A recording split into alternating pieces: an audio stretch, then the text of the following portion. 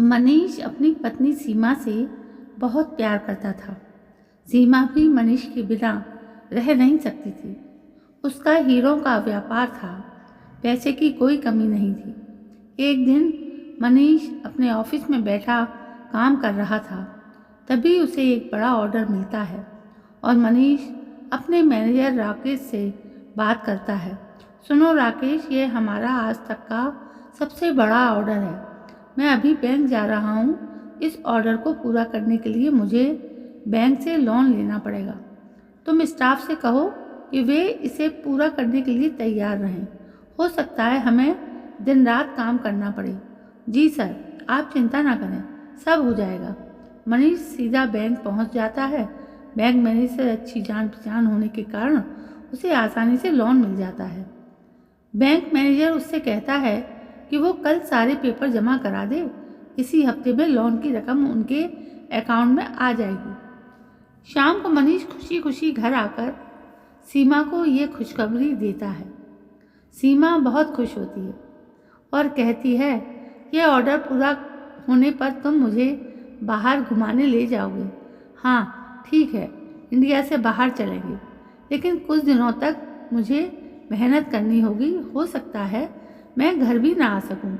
तुम चिंता मत करना, आप बेफिक्र होकर काम कीजिए, मेरी चिंता बिल्कुल मत कीजिए। 2 दिन बाद मनीष को ऑर्डर मिल जाता है। राकेश, मैं डायमंड लेने के लिए गुजरात जा रहा हूँ। 3-4 दिन में आ जाऊँगा। तुम एक काम करो, स्टाफ से बात करके रखो और ज़रूरत पड़े तो ज़्यादा स्टाफ हायर करने का प्रोसेस शुरू कर दो। ये ऑर्डर हमें हर हाल में समय से डिलीवर करना है। सब हो जाएगा सर, लेकिन डायमंड लेने आप खुद क्यों जा रहे हैं? नहीं, मैं इतने सारे डायमंड के लिए किसी पर भरोसा नहीं कर सकता। मुझे खुद ही लाने होंगे। तुम यहाँ ध्यान रखना, मैं परसों तक आ जाऊँगा। अगले दिन मनीष दिल्ली से फ्लाइट लेकर गुजरात पहुँच जाता है। वहाँ अपने पुराने होल सेलर से मिलकर डायमंड खरीद लेता है। उसी दिन की फ्लाइट से वापस आ जाता है। रात को करीब 11 बजे फ्लाइट लैंड होती है। मनीष ड्राइवर को फ़ोन कर गाड़ी मंगवा लेता है। गाड़ी में बैठकर वो अपने घर की ओर चल देता है। रास्ते में सुनसान सड़क पर ड्राइवर तेजी से गाड़ी दौड़ा रहा था। सुनो, इतनी जल्दी क्या है? घर ही तो जाना है, ज़रा आराम से चलो। जी साहब, लेकिन वो अपनी स्पीड कम नहीं करता। इसी बीच रास्ते में एक बूढ़ा आदमी सड़क पार करते दिखाई देता है। वो इतना धीरे चल रहा था कि गाड़ी के नीचे आ जाता। ड्राइवर ने उसे देखकर गाड़ी की स्पीड कम कर दी, लेकिन वो बीच सड़क पर आकर खड़ा हो गया। ड्राइवर को गाड़ी रोकनी पड़ी। गाड़ी के रुकते ही चारों ओर से 4-5 नकाबपोश रिवॉल्वर निकालकर खड़े हो जाते हैं और सामने बूढ़े के भेष में एक और आदमी गन लिए खड़ा था।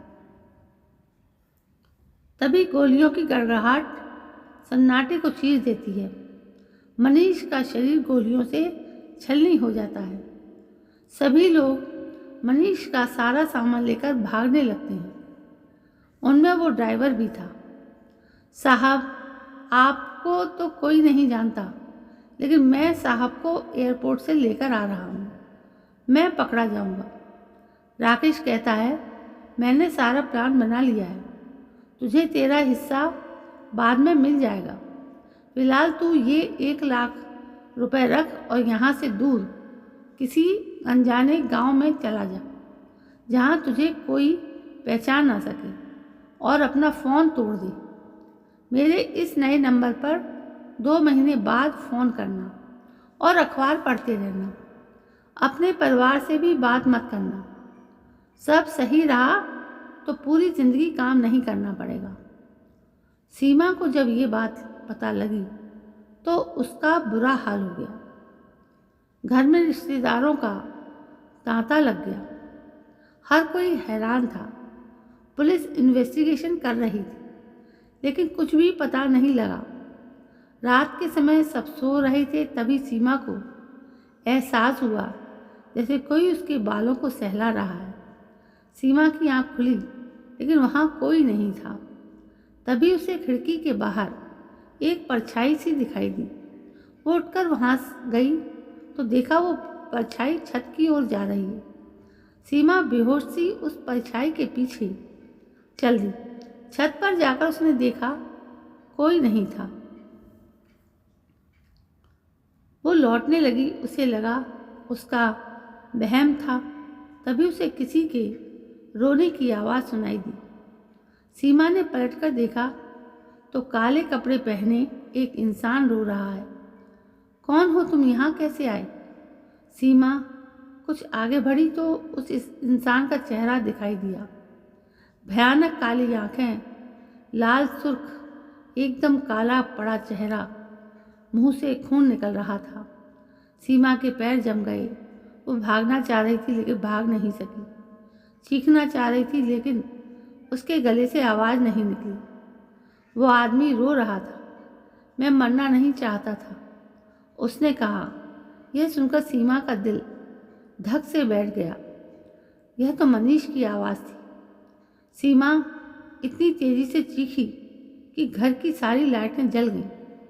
सीमा वहीं बेहोश होकर गिर पड़ी। घर में सारे रिश्तेदार सीमा को ढूंढ रहे थे।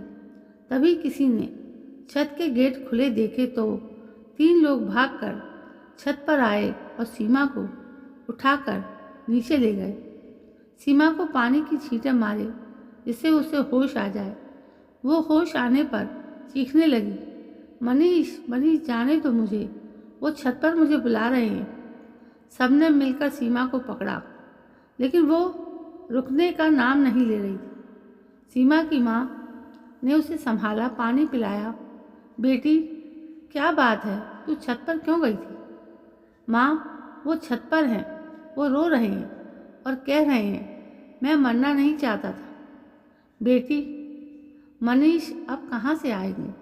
उनका तो अंतिम संस्कार भी हो गया। तुझे गहरा सदमा लगा है, तू सोने की कोशिश कर। नहीं माँ, वो यहीं हैं। अगले दिन पुलिस वालों ने आकर बताया कि उनके ऑफिस का मैनेजर राकेश और ड्राइवर लापता है। उन्होंने ही शायद मिलकर ये काम किया है।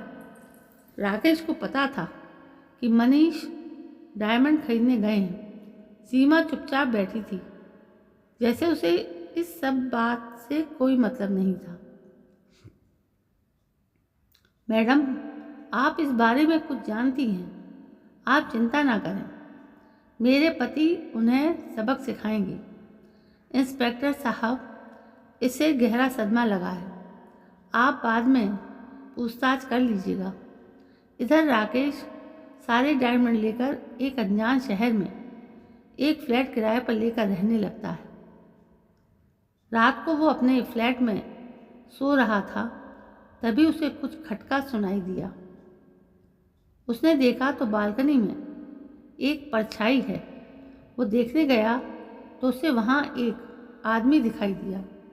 वही काले कपड़े पहने, बाल बिखरे हुए, आंखें लाल और मुंह से खून बह रहा था। कौन हो तुम?